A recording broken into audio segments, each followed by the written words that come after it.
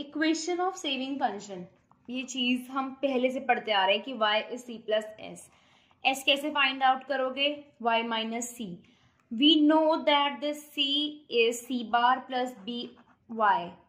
This is your MPC, this is your income, this whole makes the induced consumption, this is autonomous consumption, and this is consumption expenditure. We know all these things. MPC is change in y upon change in change in c upon change in y. One important thing is in MPC is also known as B, and we already know sum of MPC and MPS is equal to 1. So if this is B and I want to find the value of MPS, it would be 1 minus B. So I know that S is y minus C. One simple thing which I am going to do is I will put this value here, right?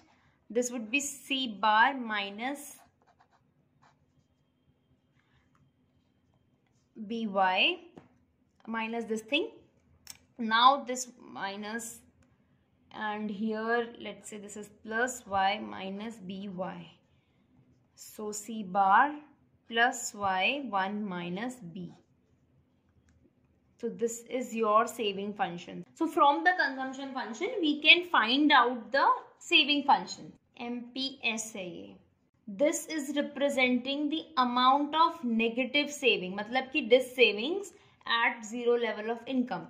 जब आपकी income level 0 है तो savings आपकी negative होती है. Negative क्यों होती है? बिकॉज आपने उससे कंजम्पशन किया हुआ होता है. और आप ये इक्वेशन देखो, ये एक लीनियर सेविंग फंक्शन है.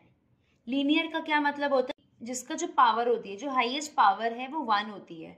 तो यहाँ पे हाईएस्ट पावर 1 है, तो इसका मतलब क्या है? कर्व एक स्ट्रेट लाइन बनेगा.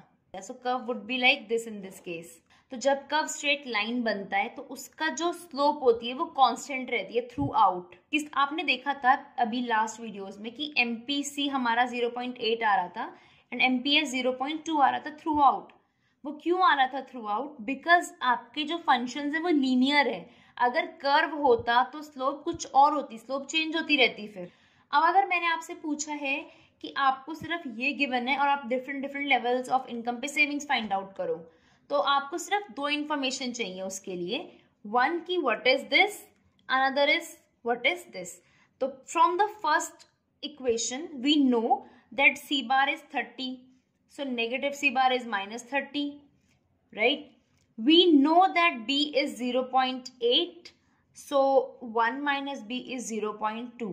So अगर आपसे अब 100 लेवल ऑफ इनकम पे पूछा गया है कि सेविंग्स बताओ, तो आप क्या करोगे? बस यहाँ पे वैल्यूज को रिप्लेस कर दोगे, which is c bar minus 30 plus 100. 1 minus b is 1 minus 0.8. आप डायरेक्टली भी लिख सकते हो. तो 100 आ जाएगा, यहाँ पे क्या आ जाएगा? 0.2 विच इज माइनस 10. तो अब आप देखोगे कि earlier you were getting consumption as 1110, saving क्या आई आपकी? नेगेटिव आई. तो इनकम लेवल इक्वल्स टू 100 आ गया. और मैंने आपसे 100 लेवल ऑफ इनकम पर ये चीज पूछी थी. सो ये 2 कर्व्स बनाए हैं. यहाँ पे आप क्या मेजर करोगे? Income in crores. यहाँ पे भी आप क्या मेजर करोगे? लास्ट यहाँ सेविंग्स में सेम पैरेलल एक्स एक्सिस में जो नीचे है वहां पे आप मेजर करोगे इनकम इन करोड्स. यहाँ पे आप मेजर करोगे consumption. This side is consumption, this side is your savings. 45 degree आपकी इनकम है, विच मीन्स की हॉरिजॉन्टल एंड जो डिस्टेंस है हॉरिजॉन्टल और वर्टिकल एक्सिस का at every point is equal. तो 0 लेवल ऑफ इनकम पर भी आप पॉजिटिव कंजम्पशन कर रहे हो, तो हम उसको c बार कहते हैं. यहाँ पे आपका कंजम्पशन और इनकम इक्वल है, it would be your break even point. इसको हम कहते हैं BE पॉइंट. ठीक. APC यहाँ पर आपका 1 होगा. क्यों 1 होगा? Because APC is c upon y, और अगर ये दोनों इक्वल है तो ये यहाँ पर 1 हो जाएगा. इसके बाद आप देख रहे हो इनकम ज्यादा है कंजम्पशन से, और इससे पहले कंजम्पशन ज्यादा था इनकम से. ये हम ऑलरेडी एक बार डिस्कस कर भी चुके हैं वैसे भी. नाउ सी हियर, यहाँ पे आपका नेगेटिव सेविंग कम नेगेटिव से स्टार्ट हो रहा है. क्यों हो रहा है? क्योंकि there is dissavings in the economy. ये किसके इक्वल होगा? c बार के इक्वल होगा. यहाँ पे आपकी सेविंग 0 है. अगर सेविंग 0 है तो आपका APS 0 होगा.